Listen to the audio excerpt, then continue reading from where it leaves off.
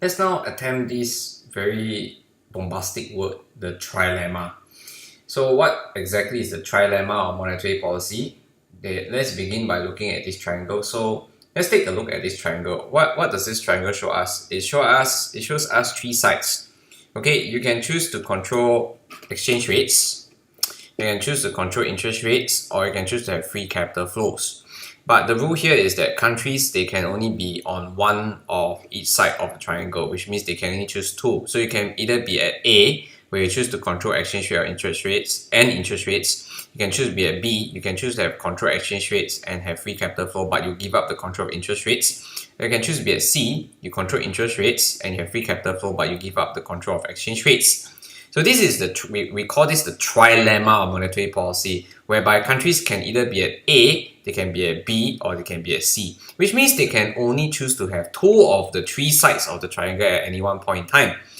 Now, so let's bring in some countries and see where they place. Where would you place US, United States?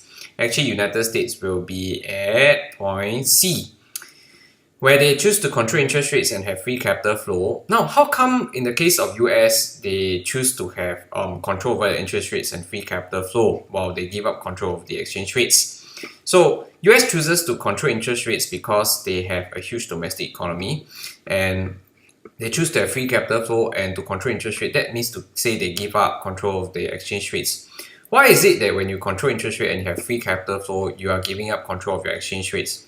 Now, put it simply, if you actually control interest rates, let's say you increase interest rates, there you attract hot money inflow, right? And you're allowing for free capital flow, right? So if you increase interest rate and you allow for free capital flows, then there will be hot money inflow, right? Then your exchange rate will actually appreciate, and that is actually out of your control. So you can't actually control your exchange rates.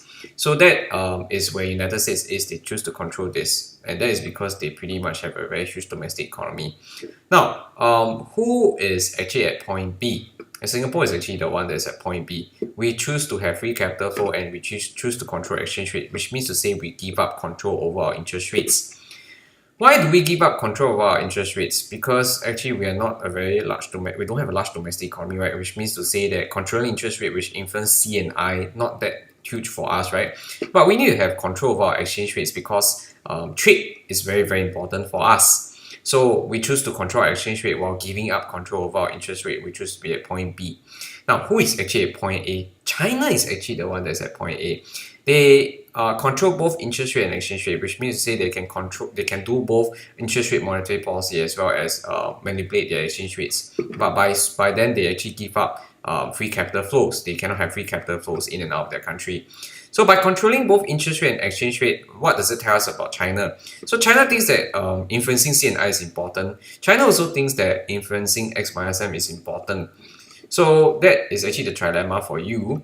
So remember again, what does a trilemma mean? Trilemma means that, okay, you can only choose to have one, two out of three. You cannot have all three. So you can either choose to be at this side of the triangle, this side of the triangle, or this side of the triangle.